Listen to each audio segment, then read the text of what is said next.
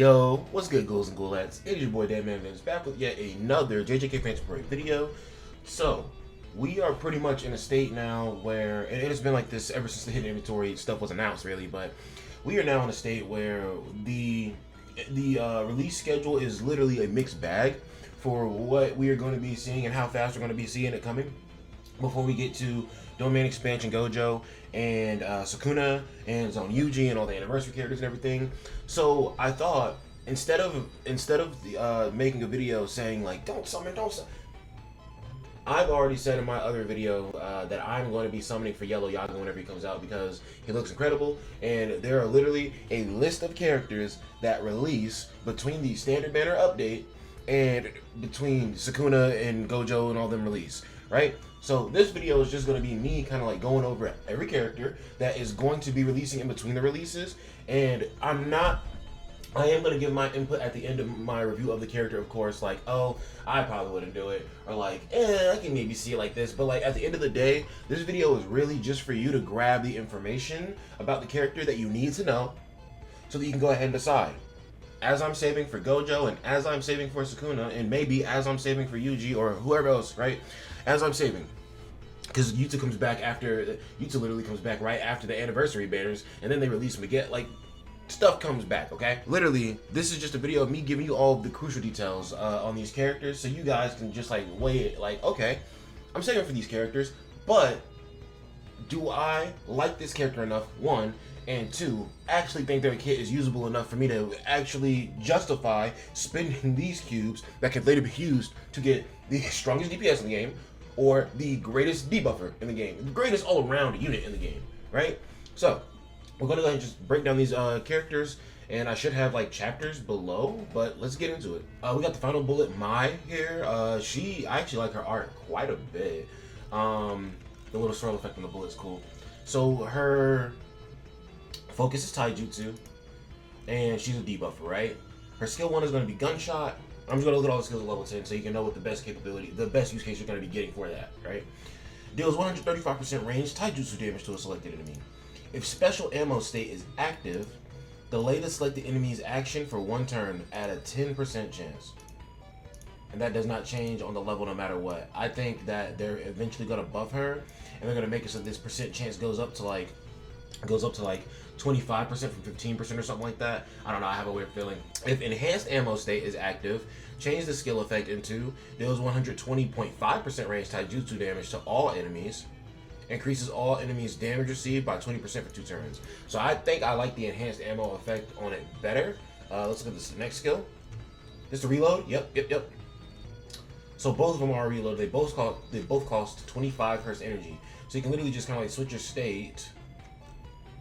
Okay. So it's interesting. It's interesting to me as I read this. I do kind of like the kit, right? Deals 150.4% range taijutsu damage to a selected enemy. Delays the selected enemy's action with a 20% chance for 1 turn. Does that level up? Nope, it doesn't. It's just 20% the whole time. If special ammo or enhanced ammo state is active, if own follow-up attack roll is 40%, or follow-up attack rate is 40%, increases own follow-up attack rate to 80%, 2 turns 3 times. Deactivates on special ammo or enhanced ammo state. Activates special ammo state for 3 turns. So that's okay. Yeah. So of course, using the state does not just permanently put you in that state. It lasts for a few turns, and then afterwards you got to choose your ammo state once more. Enhanced ammo deals 90% range taijutsu damage to all enemies. Increases all. I'm just imagining her just like shooting everybody, like just sending a volley of bullets because she has a revolver, right? That's crazy. And increases all enemies damage received by 30% for 2 turns. If special ammo or enhanced ammo state is active, if own follow-up attack rate is 40%, changes to 80%, so she just keeps wetting your ass up. Deactivated only, okay, yeah, so same thing. The ultimate, was that at level 10? That was not a level 10. The first thing that I will say is, I think that this Mai is a soft skip. I don't know anybody who is like a big Mai fan, first of all, as I'm just like reading through this in the first place. Like I said, her art is cool, but like, let's not get crazy here. Who's really a big Mai fan? And even if you are a big Mai fan, are you really going to be spending your cubes for this? It is an interesting kit because it functions differently, of course, than any other kit, than other characters, because she just fights differently. She has a literal gun, right? But at the end of the day, it's still a very basic generic kit. I think I would be more sold on it if the debuffs, no, I think the debuffs are fine. I think what's messing me up is this doesn't scale at all off of the level. I don't like that. I think the 20% is okay here, but the 10% chance to delay an enemy's turn action, I'd like a higher chance of that. Putting it at a 10% chance is almost like, why did you even offer that to me? This one also, this is a skill too. I know it's doing the ammo, you know, modification, but I think that I would like this to be higher as well. Like maybe like a 30-40% chance or something like that. You gotta think, somebody starts sending shots at your ass, you're gonna be stunned a little bit, like, oh, what the hell, right? So I would imagine that she would have a higher potential to, because she's a debuffer. It's her whole purpose. So why not make her extremely great at it and just make her like somewhat like at it. Her passive. When an ally targets an enemy with a command skill or ultimate skill, deals 60% taijutsu damage to that ally, select the enemy with a 40% chance. Does not apply to combo ultimates. If the allies targets multiple enemies, a random enemy will be hit. If special ammo is active, deals 80% taijutsu damage to allies select the enemy, delays the allies select the enemy's action by 1 turn. You know, even built into the passive, the chance for the delay is like dog shit. Okay. If enhanced ammo state is active, deals 70% taijutsu damage to all enemies. Increases all damage received by, or increase all enemies damage received by 30%. That part right there is actually not bad. That's pretty good. But even still, as I said, I do not like the fact that they made that she's a debuffer unit and they didn't just decide to go all in with the debuffing. Because I feel like if I use her on a team, the debuffing she's gonna do isn't gonna give me a much more noticeable difference than if I use. Because I'm thinking from a mono red team kind of like perspective, right? So first of all, to put her on the mono red team that I want to build, I'd have to either take off Yuta or Gojo. No way in hell. You're definitely not taking off Gojo because she's nowhere near that man. You're definitely not taking off Yuta because he's your damage. She's not even damaged, but like, I don't know, her kid's kind of whatever. Then at that point, you're asking me to replace Nanami, which maybe that'll give me better damage, but honestly, I feel like Nanami will still do better for me. Or Yaga, which we all know I'm not taking off Yaga. So I don't know. I don't think mine is worth it. But that is just my opinion. You can do what you want. I'm not telling you to summon for these characters. I'm just telling you, if you are sitting there and you're just like, dude, I don't know what character, because I feel like I should pinpoint one character and you know, at least try to pick up this character or something like that. Because I'm not going to, because all these characters in between that aren't in the standard banner update already, they're some of them are actually pretty good. Like I think the green Maki's good. I think the green Fushido's good. I obviously got to get to them and read them because I haven't used them, but I think that they're good. I think I've read over their kits before and I was somewhat impressed. Next character we're going to be talking about is Zanshin Kasumi Miwa, useless Miwa son. She is combined. Okay, she's a defender, a tank. Let's see. If sword sheath count is, I think I heard that she's good. If sword sheath count is 1 or above, increases own damage by 5.7%, 7.5% for one time. Honestly, the higher own sword sheath count is, the greater the damage boost, up to 100%. I know she'd be having that counter. Yeah, she'd be doing that counter. I would like a little more if they worked in more defensive properties. I know I've only read the first skill, but just off of reading them trying to give her extra damage, I'm like, yeah, if she's a defender, why are you not putting every single effect in her kit to giving her more defense? She's not there for me to do damage. I mean, the counter is cool, I get it. But like, at that point, highly make this a defense skill. Highly make this a defense skill. Like, just give me... Why can't they just make a defense character whose damage scales off of their defense? Why? Like, I don't know. Because defense isn't a stat in this game. That's why they can't do that. That's why they put themselves in that box. If sheath count is 1 or above, increases on damage up by 7.5%. The higher own sword sheath count is, the greater the damage boost is, up to 100%. Deals melee combined damage equal to 120.3% taijutsu and 45.1% jujutsu to select the enemy. If the sword sheath count is 5 or above, increases own critical hit rate by 35% for 3 turns. Decreases sword sheath count by 1. I mean, I'm sorry. I'm sorry, y'all. When I see the roll on a character in any game ever, and I'm looking through it, like, where did I just like miss something, or did y'all see the part where it said damage reduction in the first skill? Because I didn't see anything about damage reduction at all. I didn't see anything about damage reduction. I didn't see anything about taunt. I didn't see anything about, you know, supporting the team. Nothing like that. But this is a defender. A defender's purpose is to defend your team, to keep your team alive, but she's trying to do damage.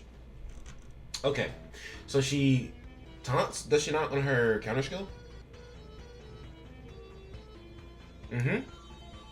She taunts for 1 turn, but counters for 3 turns. As long as you keep her cursed energy up, that doesn't really matter. You can keep taunting with her. Because you can stack this. Evades enemy attack 1 turn with 36.5% chance. Let's turn this up. 50% chance. Increases own sword sheath count up to 1 by 15. You can stack the sword sheath up to 15? That's crazy. Counter status. When targeted by an enemy single target melee attack and sword sheath count is above 1, increases, or 1 or above, increases own damage by 20% 1 time. Deals 150.4% of melee combined damage equal to 100% taijutsu and 30% jujutsu and counter damage.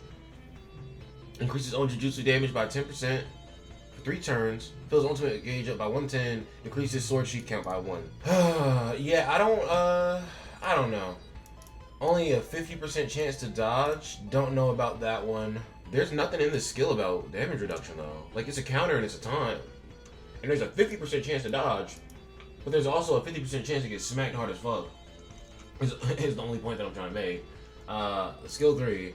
Increases own taijutsu damage by 30% basically. Increases own sword sheath count by 3. If sword sheath count is 1 or above, increase own damage by 30%.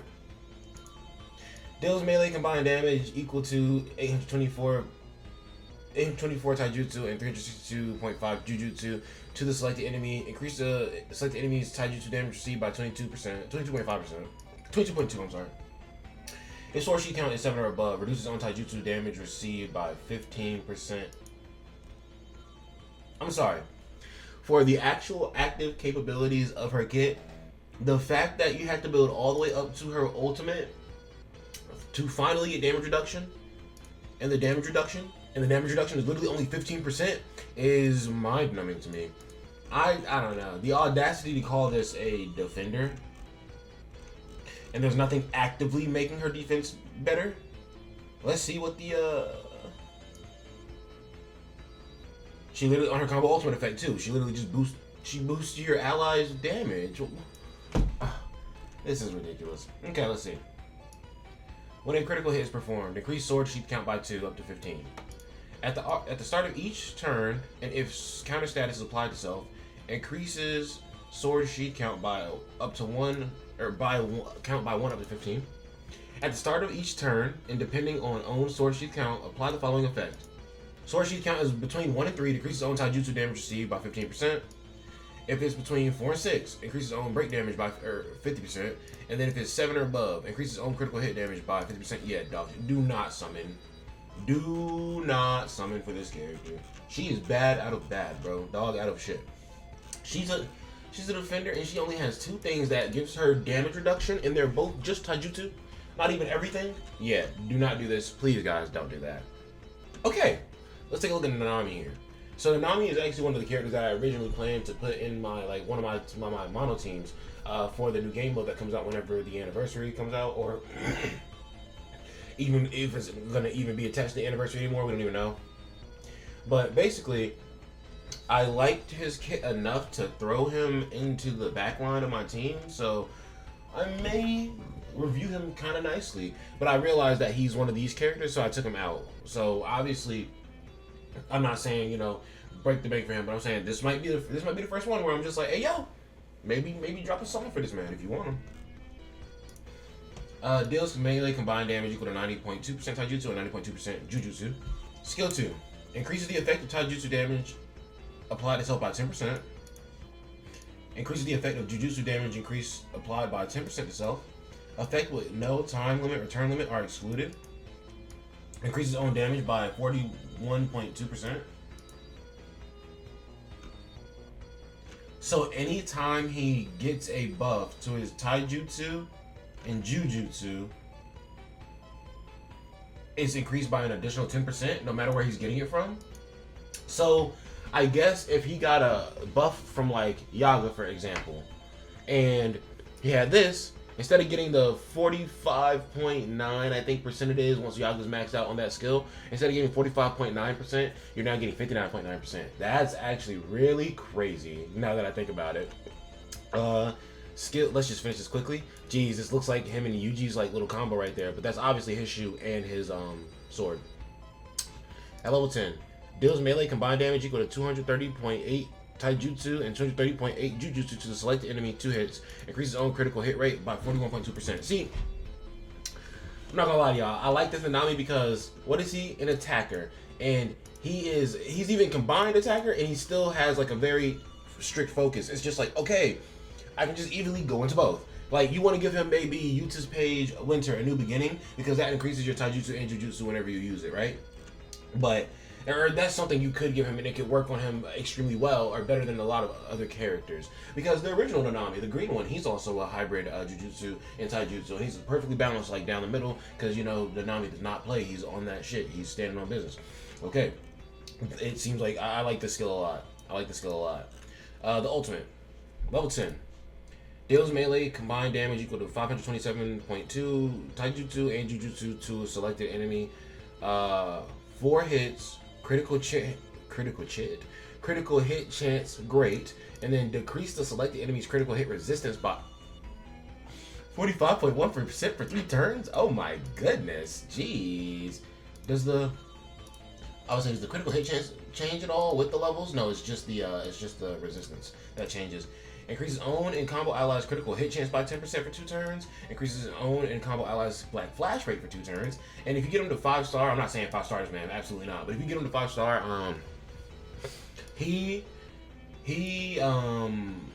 this will go up to 20%, I believe. I think it goes up 2% every level, except for no, it'll go to like 18%, I think, because one of the levels is literally just giving them the extra cursed energy at the start of the fight.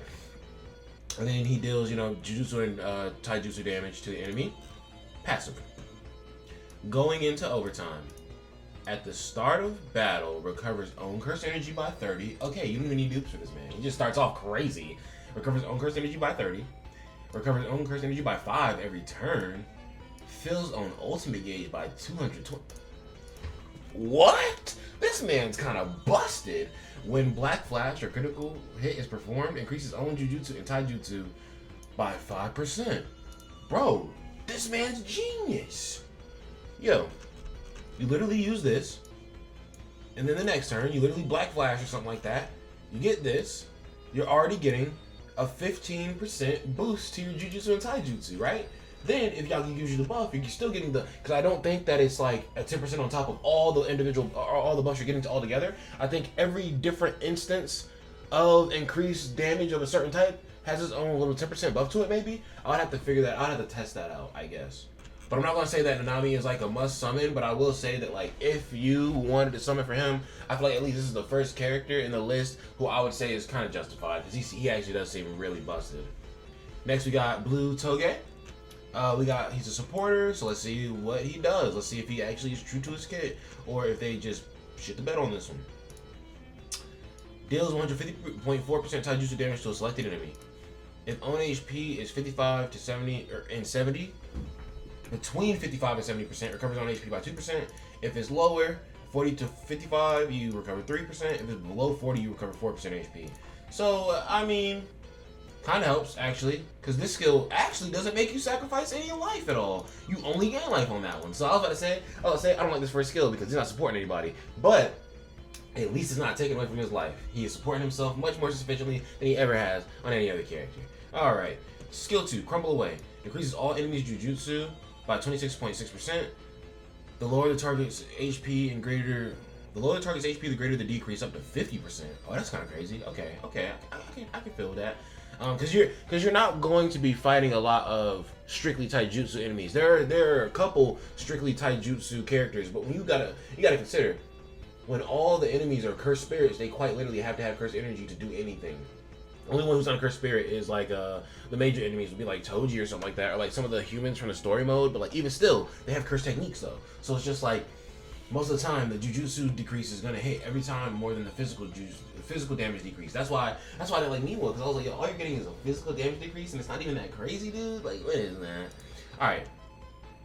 If a powerful enemy is targeted by a skill, By this skill, he sacrifices 4.5% of his own HP. Other than that, it's 2.5% HP that he sacrifices. Recovers own HP by 3% with a 30% chance. And the decrease to their Jujutsu is actually higher if you get it to level 10, obviously. So 40% decrease, and then up to 50%. And then, is this an additional 50%, or is this just up to 50%?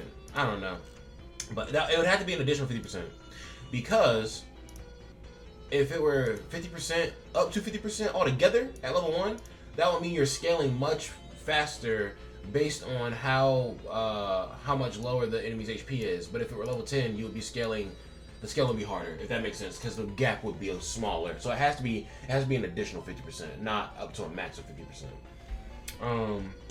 And I like that they're now kind of giving him like conditional, like, okay, you don't have to always lose the same amount of health. Like, you're training, you know, if the enemy is like only this strong, like, it's okay, right? Let's see, skill 3, Shatter. Okay, if you get to level 10, deals 345.9% Jujutsu damage to a selected enemy, increases the selected enemy's taijutsu damage received by 27%, and Jujutsu damage received by 27%. I do like that a lot, actually. And he's great for blue. Okay, I don't know if I'm gonna summon for him because I want to get Blue Geto after like Sukuna and all them, but like I feel like these characters are essentially gonna come in a second batch of like a standard banner update where they add these characters in. So I'm just kind of, I'm not gonna say I'm stacking tickets until that happens, but maybe when the new standard banner update comes, I summon until I'm satisfied with the dupes I have for Domain Expansion for Shiguro, Momo, Hollow Purple Gojo, and Kamo now for the back line of my team, right? But after I'm satisfied with the duplicates for them, I might just start saving tickets again and wait for that next standard banner update that I'm prospecting is coming here. If it's a powerful enemy that you're hitting, 6% of HP you lose. If it's not a powerful enemy, 4% of HP you lose. Recovers on HP by 3% with a 40% chance. And honestly, I don't think that this HP sacrifice is bad considering how crazy of an effect you're getting here. Then the ultimate. Increases all enemies' taijutsu damage received by 40%. Same thing for Jujutsu. Effective for all blue type attacks. Deals 1499.7 Jujutsu damage to all enemies. So not only is it an AoE, it has a chance to do the extra little defense or the damage scale right here, and it's a crazy debuff. If a powerful enemy is targeted, only 10% of your HP, that's crazy. If it's not a powerful enemy, 4.5% of your own HP. Recovers on HP by 6.5 with a 65% chance. So you could possibly... that Inumaki's kind of good. Shit. Recover own and combo allies HP by 8%. Any extra free heals in the kit is always good, bro. Like, or on the team. Throat medicine. Pause. At the start of a battle, grants HP recovery special status to self 5 times. At the start of each turn, if own HP is 70% or below, and HP recovery special status is active, recovers on HP by 10% with a 60% chance, reduces HP recovery special status by 1. Nah, this Inumaki's actually kind of busted. Guys, if you want to, like I said, I'm not telling you to summon or not. I'm just saying, like, I'm just reading these kits out, and I'm just like, he's actually really good. That debuff is incredible. The debuff is incredible. The buff is incredible. The fact that he doesn't lose any HP and he can only gain HP on his skill 1 is also really good, because you can just farm HP off of that. The extra HP that's in from this is really good. Like, this man has got the full package, bro. The extra healing for not only him, but also an ally as well is really good. And then his ultimate actually being useful, because right now in the rare Inumaki, you don't want to use his ultimate because his ultimate, it's like really bad damage, and it's just like you lose a lot of health for that, and it's just like not worth it. But this ultimate is worth doing. Like, this is worth the HP sacrifice, right? And it's the optional HP sacrifice. So like, oh, okay, maybe you just lose this much, maybe you do lose all this, and even if you do, you still got a chance to get this back. So it's just like, he's incredible, actually. I would not blame you if you summon for this character. And you know what? Let's maybe say this video is kind of like, okay, guys, if I say I wouldn't blame you, I'm saying if you got a free multi on the banner and you summon and you were like, I kind of want to keep going, I wouldn't blame you. But make sure that you have at least 7,500k cubes on the back burner lined up, or you have a route, an avenue of access to that reality, my man. But let's go to the next character. Okay, so we got Saki Rendo. She's an attacker. I heard she's dog shit, but let's see. Characteristic. At the start of each turn, if own HP is 35% or below, increases own... Oh my... Okay, that's kind of interesting. I'm not gonna lie to you.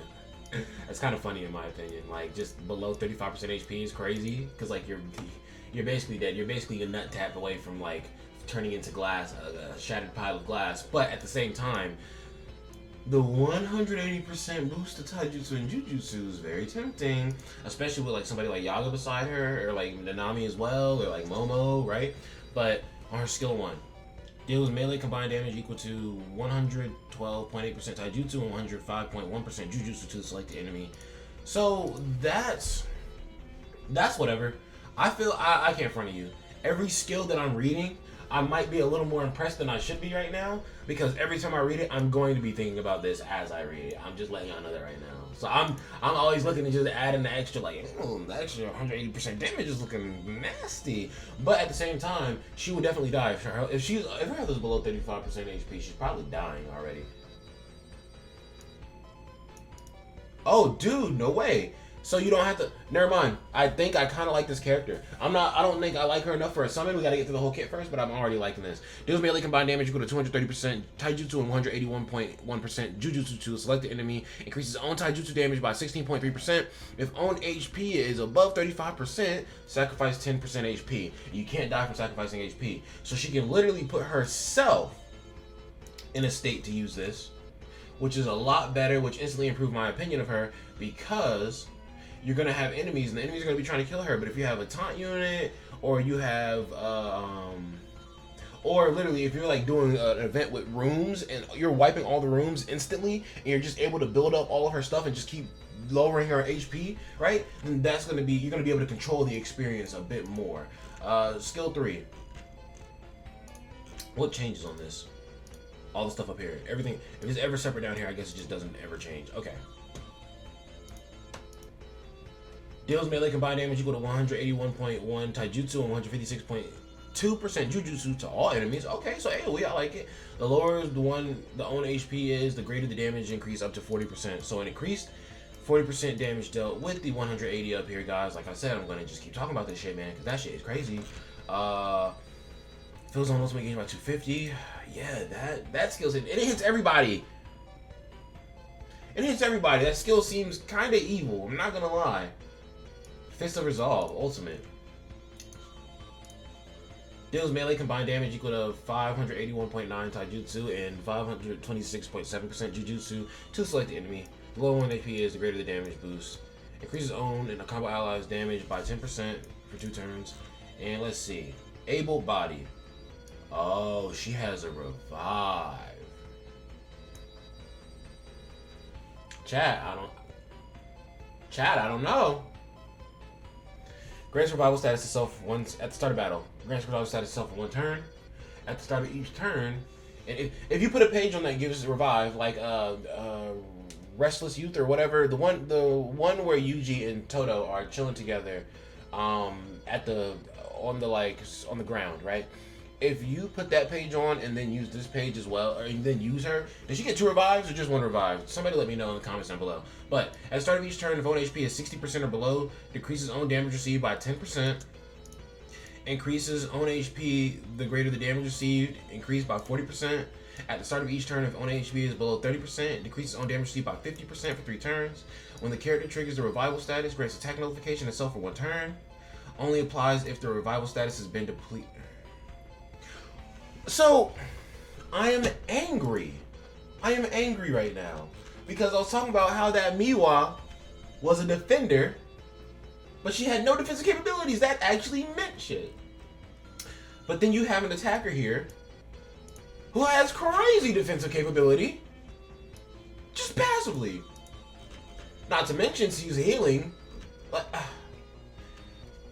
the mark they miss on some characters and the mark they hit on some characters. Because I heard that this character was ass, but I'm looking at this and I'm just like, bro, the damage is conditional and it is an attacker. But you have the tools to reach that condition at your own pace. And you have the tools to survive once you have reached that condition. I can't front. I did not expect this to be my answer. But if y'all summon for her, I wouldn't be surprised. I'm starting to want to summon for some of these characters now. Like, damn, why did I do this video idea? Goodness gracious. We'll see what the dead man does, bro. But like, y'all buckle in, man. Like, there are actually some bangers here, and they're not on the standard banner, so it would make sense to like summon for them, because we don't know what they're gonna do with the standard banner from this point on.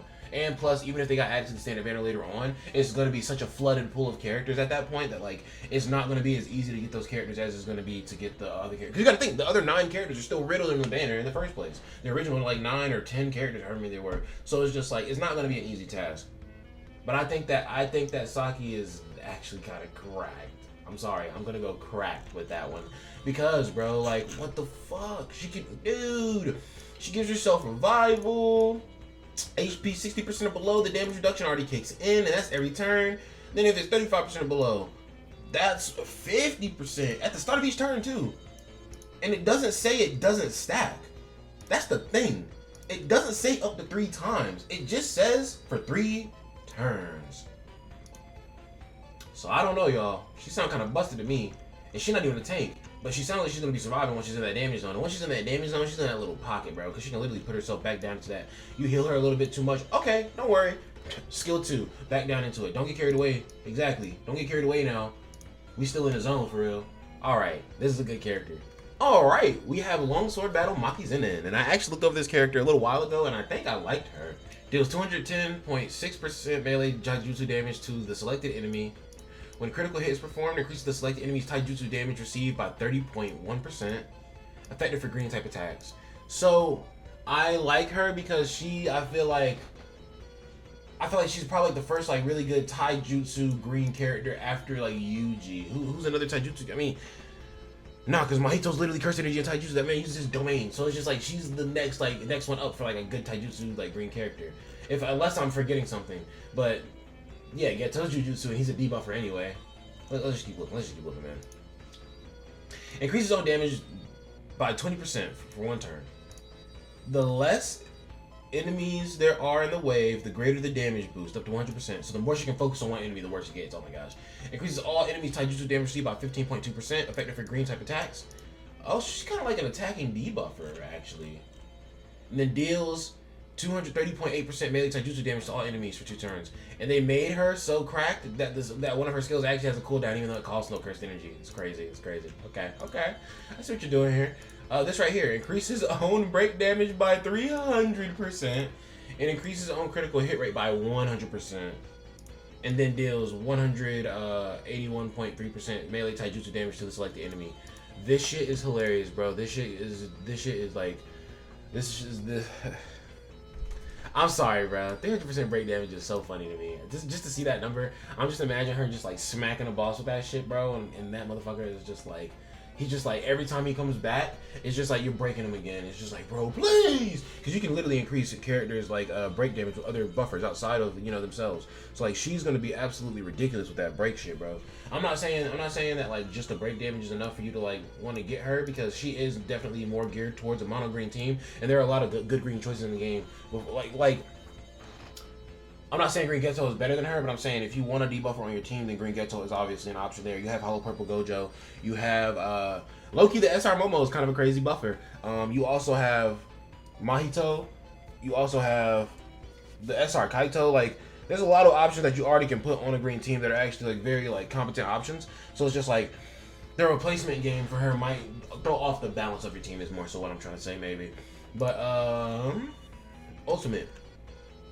Increases own damage by 50%. The higher your own HP is, the greater the damage boost is up to 150%. That's just kind of got me twisted, because that's 150% extra. Like, I know I might be glazing, but I'm just like, bro, on the old characters, the percentages did not look like this, bro. You look back to the older characters, the percentages do not look like this, bro. The deals 959 melee taijutsu damage to a selected enemy. Increases own and combo allies damage by 10%. Early Breaking Swarm. At the start of each wave, increases own taijutsu damage by 10% for 2 turns. And increases own damage received by 7% for 2 turns. That's excellent. Started every wave. That is excellent, actually. And then I like these attackers just having like some defensive capability to them. And the reason why I was so hard on Miwa's case is because I'm just like, yo, you literally are a defender and you aren't doing that one purpose. Because if I set up a counter and you don't dodge and you get one tap, what am I doing? What do I look like? A dickhead? Yeah, I think a dickhead is what I look like. But with these attackers, all you have to do is deal damage. You've already done your job. But it's a nice bonus that you also can survive, right? And I know 7% damage reduction is whatever, but any extra little bit helps, especially when defense is not a stat in this game, bro.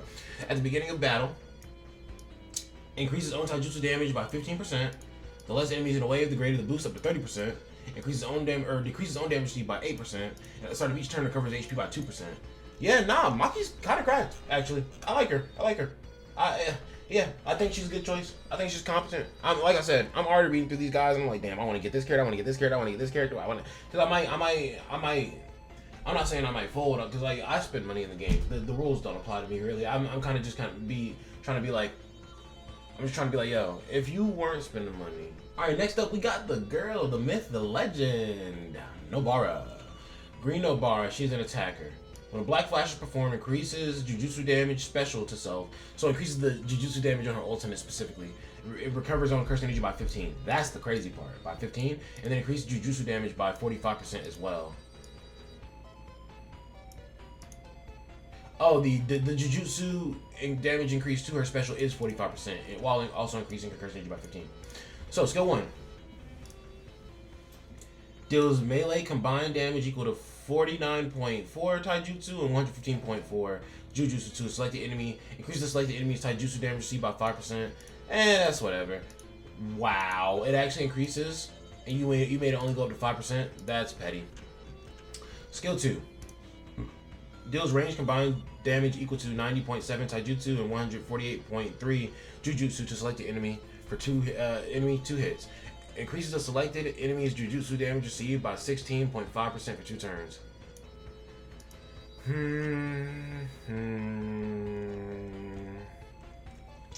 Deals range damage, combined damage equal to 70% taijutsu and 120% jujutsu for 2 turns. Increases on damage by 20%.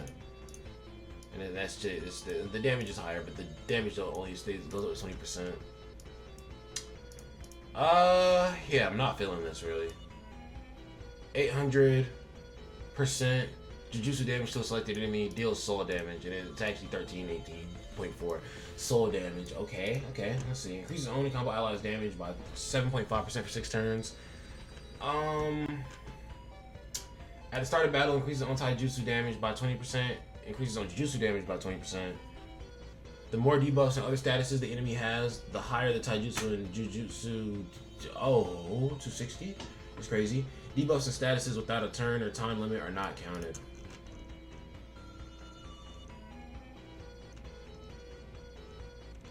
I don't know if I like her too much, because she only puts, I mean, she has 2 different debuffs. Okay, they are 5 turns. No, one of them is 5 turns. The other was 2 turns. I'd say she's skip. I understand that they were trying to like go outside of the box and break away from the nail mechanic, but low-key, I think the nail mechanic kind of like be making or breaking Nobara characters for real. But yeah, I think that Nobara is a skip low-key. Like, she doesn't seem bad, but she just doesn't like jump off the page. Like, oh my god, like no. You see me looking at the only thing that jumped off the page at me when I saw that 260% down here. But when I think about how much time it's gonna take to build that all the way up to that, I kind of was just like, eh. All right, we got Bond of Friendship. That's a Dokkan category.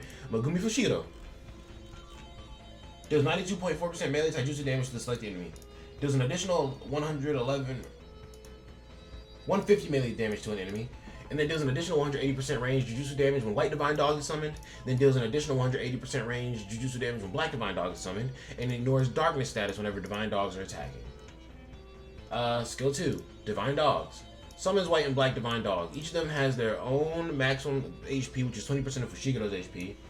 Enemies damage dealt by 35% will go towards Divine Dog instead of the character. Disappear when Divine Dog's HP reaches 0. Deals 380% range Jujutsu damage to the selected enemy and increases the selected enemy's Jujutsu damage received by 20% for 3 turns. I do very much like, I'm going to go ahead and say, I do very much like that he can offload his damage. He's a debuffer, okay. He can offload his damage to other people. And he can do damage, from what it seems, but we're not worried about damage here. We're worried about the debuffs. So if he fails to do efficient debuffs, let me reread this. Jujutsu damage received by 20%. Okay. From Mono Green, Jujutsu damage received who you be running him with? Mahito, Hollow Purple Gojo, maybe that Saki Endo. So you have options to fully utilize that. Okay, I can take that. Geto, right? Changes skill effect.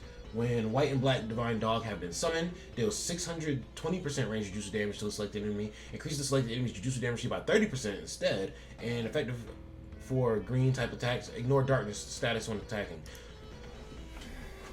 So he's a really good green debuffer. Skill 3. Deals 220% melee type jutsu damage to the selected enemy, increases the ultimate gauge charging amount by 15% for 3 turns. Change skill effect when white dog is summoned. Deals 320 damage instead. And the curse energy cost is 30% instead if you have the divine dog. And then black divine dog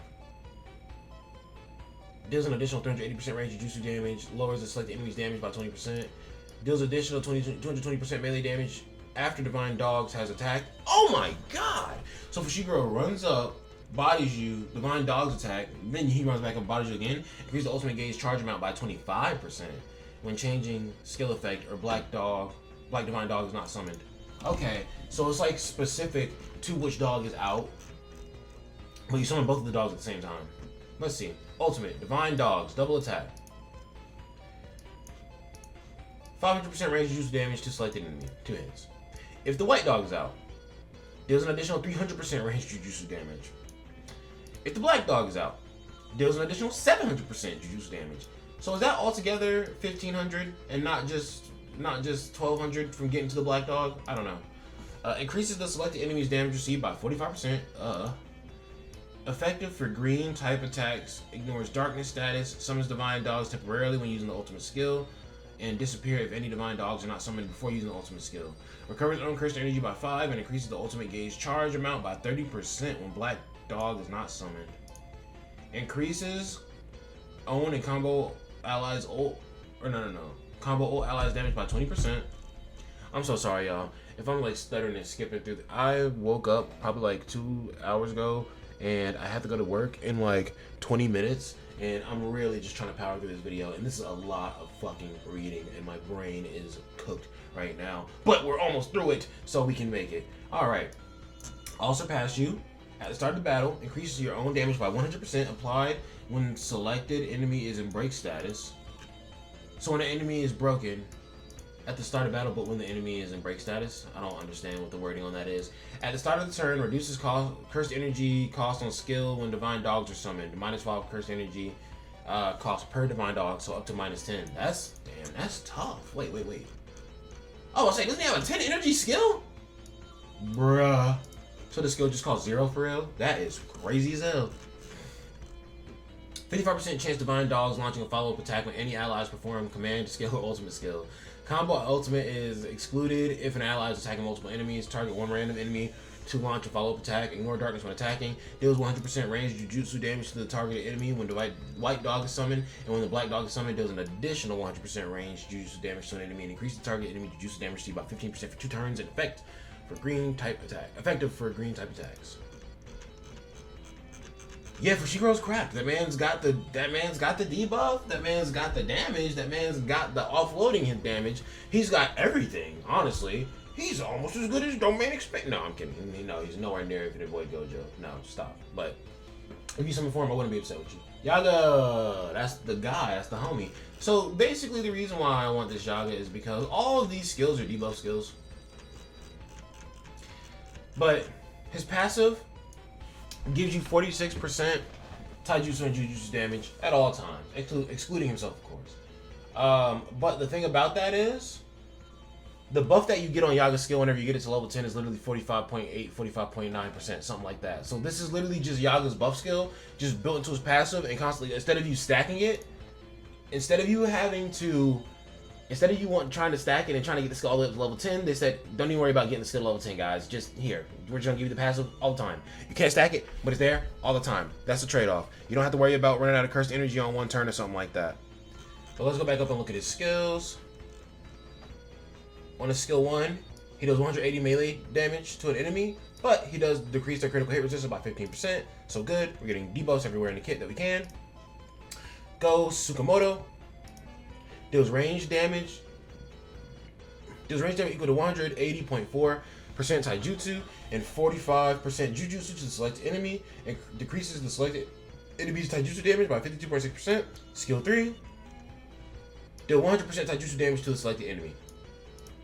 I'm sorry, 150.4. Inflicts darkness status on the selected enemy for 1 turn with a 97.8% chance. Increases the selected enemy's taijutsu damage received by 30.2% for 3 turns. Increases their jujutsu damage received by 30.2% for 3 turns. This only costs 20 energy, so this is the same amount of energy as his buff skill, while his buff is always there. Guys, keep that in mind. Increases the selected enemy's taijutsu damage received by 16.5% if you're yellow as well. Or taijutsu, it says taijutsu and taijutsu, but it's supposed to say taijutsu and jujutsu, I'm pretty sure. But like, basically, this is to match your fucking passive, bro. Because if you add that up, that is literally 46.7% extra jujutsu and taijutsu damage that the enemy is receiving. So, even though you can't stack his buff like you used to, you just stack the debuff, and you always have the buff. Because with Yaga, it's sacrificing using his debuffs, the red Yaga. This is why he's not. He's still one of the best buffers in the game. This is why he's not like God, right? Because in order for you to debuff with him, you have to sacrifice the incredible buff that he gives you whenever you do it, right? And there's also the chance that he runs out of cursed energy and he cannot use his buff for 1 turn and you're missing a turn of stacking. The reason why this Yaga is so incredible is same premise. Yes, you could not get the cursed energy you need to get the debuff on that certain turn, but at least the buff is still always there, and you can and the buff is permanent.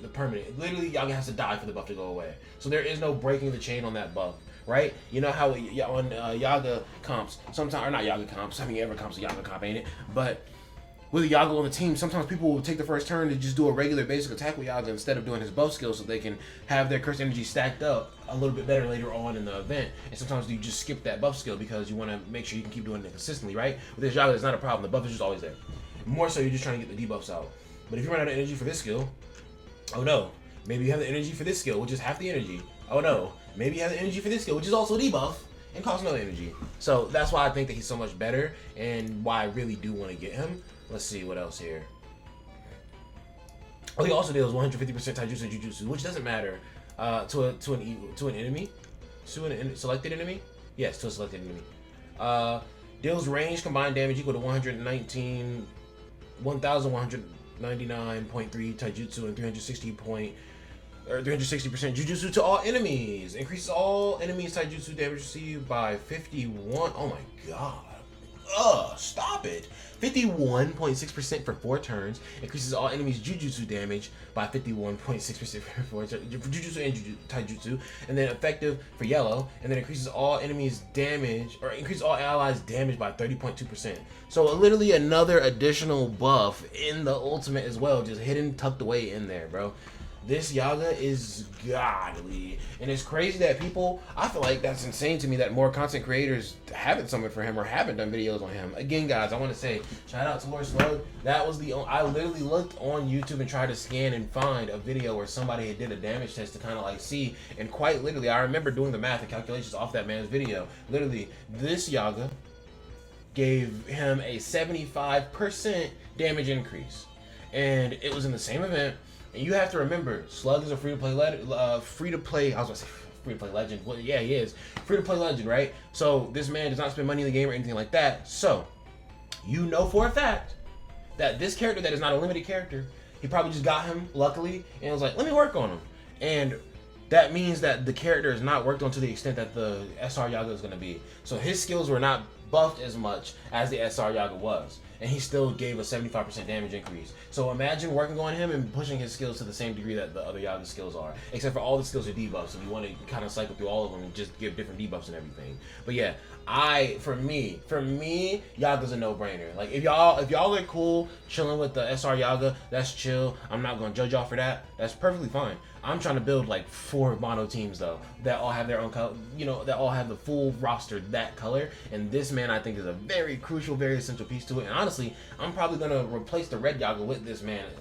Just once he's worked on enough, just throw this man up. Why not? Okay, guys, I finally made it to the last character, and just in time because I have to leave for work in 20 minutes. But Kaito Yuki. This character, I'm gonna say no, don't summon for, just because if it's gonna happen the same way in the global version as it did on the Japanese version, this Yuki literally released like right before the anniversary started. I only summoned for him. Like he's actually a phenomenal character and a really good mono yellow support, but at the same time, the other Yuki, the rare Yuki, that's god tier still to this day because of his cursed energy applications, is a yellow character. They have the same name and they're the same color, so they just cannot fit on the same team. And honestly, to save you the heartache of losing your cubes, and since you've already definitely invested in the rare Kaito, I'm gonna say, yo, just use the rare Kaito. This Kaito is an attacker, but it's like, do I really need him to be an attacker when I have yellow Gojo? Do I really need him to be an attacker when I have... Do I really need him when I have yellow Nobara and combo with Gojo? Do I really need him when I have yellow Yaga buffing the entire team? And do I really need him when I have... It's just like... I love the idea that they had put behind him, but I'm just like, I don't know. He's an attacker, so that means they're going to somewhat... They're going to somewhat take away from the capability of his cursed energy, you know, buffing, because he's still gonna have it, of course. It's Kaito. That's not like a typing thing, right? Everybody can't replenish cursed energy like that. That's a Kaito thing. So skill 1 deals 131.8 melee taijutsu damage to a selected enemy, decreases own damage received by 10%. Skill 2 deals melee combined damage equal to 90.2 taijutsu and 150.4 taijutsu damage to a selected enemy. Increases all damage dealt by 15% for 3 turns. Effective for yellow type attacks, self-excluded. If own cursed energy is 30% or above, when you use this, recovers all allies' cursed energy by 14% per turn. 2 turns, self-excluded. Reduces own cursed energy by 5. So what I will say is, this is still actually pretty good right here, that this skill does this. But what I don't like is, I'm pretty sure the rare Yuki, his cursed energy replenishment skill tops out at 19, whereas this one just tops out at 14. So he's already not going to be replenishing cursed energy as fast as the yellow one, which is, I think, more beneficial for your team when you already have certain, like, when you already have characters that are predicated, or is that the word? When you already have domain expansion Fushiguro. Why was I forgetting that last essential character? Because I don't have him. But yeah, when you have all these other characters that are already doing all these integral things, I just don't think that Kaito really, like, the things that he does is good enough for him to like actually make it in. Like his ultimate's crazy for sure. He is cracked. But I just think that you have a pretty good lineup already, and I think that rare Kaito is still actually so good. Deals 270.7 range jutsu damage to a selected enemy. Decreases the selected enemy's damage dealt by 27.1%. Then stuns the selected enemy for 1 turn with 120%. And then decreases all allies' damage received by 37.6%. That's actually pretty good right there. Effective for yellow type allies, self-excluded. And then the ultimate. Deals melee combined damage equal to 412% taijutsu and 593.3% jujutsu to a selected enemy. Increases all allies' jujutsu damage by 60% for 2 turns, 1 time. Increases all allies' jujutsu damage by 80% for 2 turns, 1 time. Effective for yellow type characters. Increases own cursed energy consumption efficiency for 3 turns. So his ultimate is absolutely disgusting, but low key it's just a super upgraded version of what the rare Kaito does. And I'm gonna be honest with y'all, if y'all already have DPSs that you like, bro, if you already have Gojo and Nobara, good job. You can start working on your DPSs right now for this event. If you start working on your DPSs right now, the fact that your DPSs are fully built out, I'm not saying give them Phantom Seals or anything, but like, it's a Gojo. Every Gojo's, I think, okay to give a Phantom Seal to, if I'm gonna be honest with you. But it's just like, if you have Gojo already, and you have Nobara already, you can go ahead and push them to the max of their abilities and get their skills level 10 and all that stuff. I think that all their skills being level 10 and everything, and then Kaito being the rare Kaito, like, you get his skills level 10 and everything, because it's way easier to get him and work on him way faster. I think that's going to be able to compensate for how much extra damage this man is giving you, to be real with you. If you just work on all your characters, the extra damage won't matter, because you're still going to perform extremely well with the rare Kaito. So I don't know if this one's good, because he's right before the anniversary. If he wasn't right before the anniversary, then I'd be like, oh, go for it, dude, go for it. But like, he's right before the anniversary. That's why I can't say yes. Increases own and combo allies damage dealt by 10% for 2 turns. Let's see. Cursed energy support. At the start of each turn, once 2 turns have passed, if own cursed energy is 30 or above, recovers all allies' cursed energy by 5, self-excluded. So it's 19 after 2 different conditions on 2 different things are met. It's just too conditional for me. I think the rare one is just going to be working better for you because he's easier to get your hands on, easier to work on, and takes less investment, I'm pretty sure, because he's a lower rarity character. But guys, that is my inputs on all the characters that are going to be dropping in between the standard banner update and the Sukuna and Gojo banners, right? And it may not be between the standard banner update. Some could start dropping before the standard banner update comes. But more so what I'm saying is these are all the characters that are going to be, I'm going to call it the infinite gap, the infinite void. These are all the characters in between that literally you cannot summon for on the standard banner, so it's like do or die if you pick them up right now, because if you pick them up or don't, like your chances of getting them, who knows when they're coming back. But I'm going to be making some videos talking about what mono teams I'm working on since I've gotten the Gojo. I kind of have to update my information and everything, so I just want to go ahead and make a video talking about what characters I'm working on and how I'm kind of like looking to build those teams. But that'll be other videos. If you guys did enjoy this video, then go down below. You can leave a like, you can subscribe. But the dead man's got to go work and get this money, because the money do be calling and life be kind of funny when the honeys come. I don't know what I was doing. Y'all have a good one though. Peace out.